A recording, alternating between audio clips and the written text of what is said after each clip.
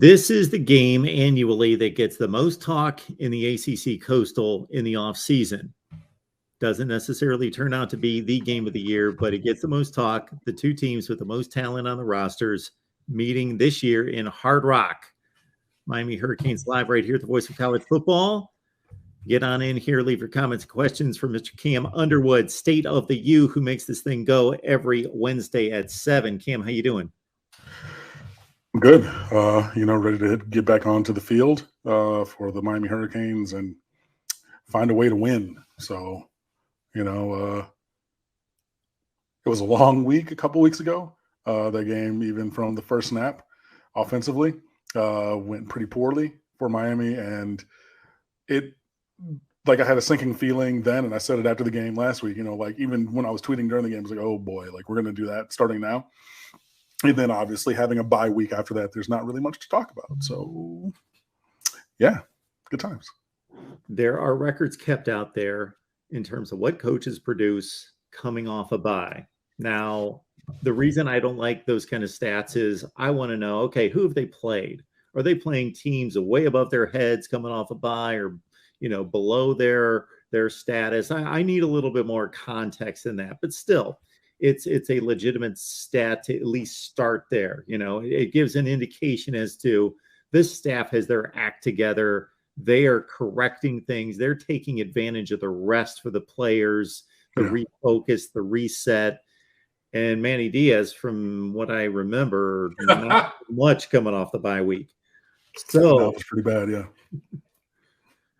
As we head toward North Carolina, all the ugliness of the last two games, this team is 0-0 in the ACC. It all started in the Coastal Division this week against, again, who is supposed to be the other best team if the teams meet their talent level. Yeah. So did you get any kind of feel from news conferences, from player interviews, anything in addition to the coach speak that this team made some changes, got their heads straight, any of that? I mean, first of all, Manny Diaz coming off of a bye week was 1-5. And every time losing afterwards, he was saying, well, we have to completely revamp the process. And if you go back and watch those videos, it's if you're redoing everything from scratch every single time, you have no idea what's going on. You have to have some kind of baseline foundation. Eventually, he got one, I believe, victory after a bye week. But yeah, it was pretty poor, the performance there. I think MarkRogersTV was very good coming off bye weeks when he was at Oregon, at least. So that could be a positive, that he's led an organization that has done well after having extra time to prepare. But we're going to pretend that I'm from Missouri this week, and they're going to have to show me, because I don't believe anything that they're saying. And it's not that I think that they're lying. It's that I don't care about what you're saying. You have to go on the field on Thursday, Friday, Saturday, whatever game you play or day you play. You have to go on the field and do it against somebody wearing a different jersey color from a different school, right? So you can talk about, oh, well, yeah, there's receivers stepping up in practice. And, we didn't focus for Middle Tennessee. And we, weeded out all of that. And then it was just some culture stuff. And there's some guys who still are doing things lazily. And that all sounds well and good. You close practices the whole entire bye week, fine. Hey, cool, whatever.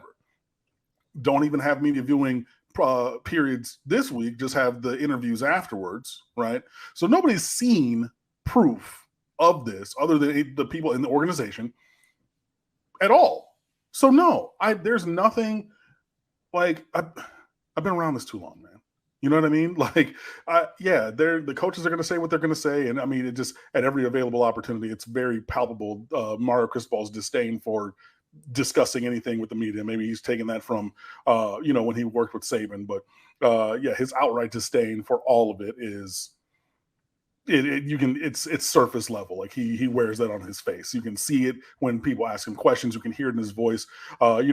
Even asked a reasonable question about changing quarterbacks, right? Because the last time you played, you changed quarterbacks for ineffective play, right? So it's a reasonable question asked on the radio on Monday.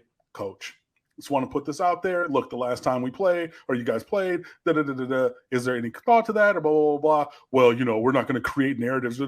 It's not a narrative, Mario. You literally benched your starting quarterback because he was not playing well. So having someone ask you about that is not something where it's like, oh, well, I'm going to talk down at you, which is what he does, right? I mean, like, look, and you can go watch the videos and everything. I'm not talking out of turn. Like, you can see it, you can hear it yourselves, okay? But he's a professional coach. He does the responsibility of meeting with the media. He does the responsibility of talking and all those things. And he also is a professional coach in this point where he's going to say the things that professional coaches will say. But we're working on this, and it's a process, and we're building this, and we're da-da-da-da-da-da. Until I see it on Saturday, I don't believe it. Because at the end of the day, there has to be the work product, and the work product is the play on the field and the result. So, no, there isn't anything past that. There are injured players who are going to play. That would be Jalen Knighton, Henry Parrish, Tyreek Stevenson, Daryl Porter. Those 4 were named specifically today by Mario Cristobal. Cool, great. So now if you play those guys in the ways that you use them and the amount that you use them, maybe that could be something towards like what we're talking about actually making a tangible change on the field. Zion Nelson had a setback with his knee that was stated. He's a game time decision. If it's me, he doesn't play.